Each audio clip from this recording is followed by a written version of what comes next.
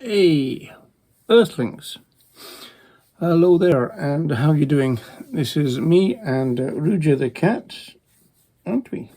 And so as in a sense your unofficial historian of the vegan social movement, I want to relate to you something that happened in the very beginning, really, of the social movement. So 1945, the end of the Second World War, so-called, and it was to do with the fact that the Vegan Society were trying to get changes to their rations in the same way that the vegetarians were able to do. And so there's some correspondence between Donald Watson acting on behalf of the Vegan Society and the Ministry of Food, as it was called at the time. So let me put my eyes on here.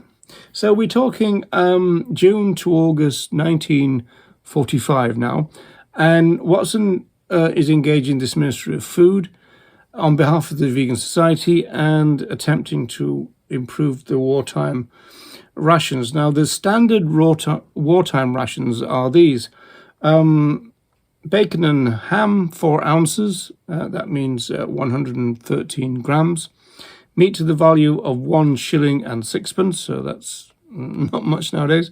2 ounces of butter, 2 ounces of cheese, 4 ounces of margarine, 4 ounces of cooking fat, 3 pints of cow milk, 8 ounces of sugar, preservatives, 1 pound every 2 months, 2 ounces of tea, 1 fresh egg per week. And in terms of sweets, or what North Americans will call candy, 12 ounces every 4 weeks. Okay, so that's the standard ration that was going on at the end of the Second World War in Britain. So in terms of replacing the 4 ounces of dairy cheese for flesh consumers, what the vegetarians were getting was 12 ounces of cheese. So that's 340 grams. So Watson wrote and pointed out that the vegans will not use the cheese allowance for vegetarians, and also pointed out that at the time, dairy cheese was made with rennet, the kind of lining from a calf's stomach, meaning that the wartime ration for vegetarians wasn't really vegetarian.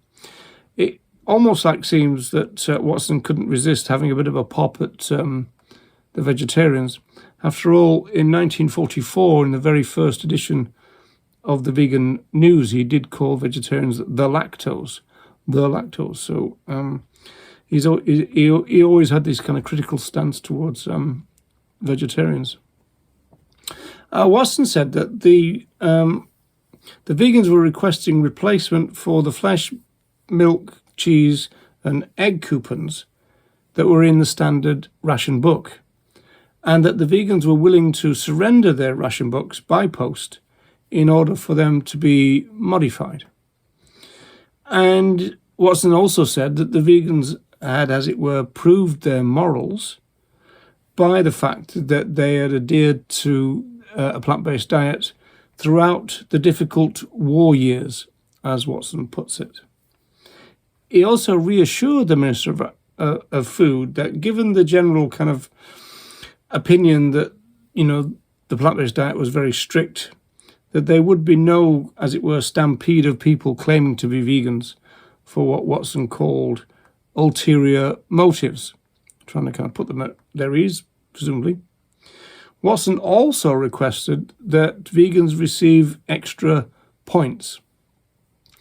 Now, the point system in terms of rationing is a bit complicated, but basically it basically means that you had to build up points in order to get desired items, and those desired items were kind of quite limited, and so that's why the point system was in operation. Watson was saying that if the vegans were given extra points, then that means that they could purchase protein-rich lentils, for example, and also tins of beans. So by the end of June, a B not of the Food Ministry replied, and basically flat out said no to what the vegans were suggesting. Not said that the ministry's medical and scientific advisors believe that the vegans just couldn't get adequate nutrition from a plant-based diet. There were no scientific or nutritional reasons, he said, to agree to the vegans' request, even if the vegans were prepared to give up their coupons, which were the coupons for flesh, milk, cheese and eggs. Watson replied on the 3rd of July, and he hardly concealed his contempt for the ministry's medical and scientific advisors. He pointed out, for example, that the Vegan Society Committee strongly disputed the position held by the government's advisors that they couldn't get adequate nutrition. Watson also pointed out, and in no uncertain terms, unless there be any misunderstanding here, that the vegans were not using these coupons for products derived from other animals, because it seemed that the ministry was assuming that the vegans were eating these products on the grounds that they weren't being replaced. And Watson wanted to make sure that that wasn't, they knew that that wasn't the case. Watson claimed that it wasn't the case, that the vegans were prepared to give up these rations, but they were already not using them on the grounds of moral principle, he said, and would further not use them even if their request was rejected. Watson argued that clearly in this case, British subjects were being penalised and asked that a deputation from the Vegan Society be allowed to interview the food minister. So a S.W. Hudd from the Ministry of Food replied to Watson, and this is August 1945 by now, dismissively declaring that they were not prepared to meet, quote, the desire of individuals, unquote, totally ignoring that this was an, albeit small, social movement. So Watson replies again, this is August now, 1945, and he did not vegan mince his words. He said that the Minister of Food's position was interesting.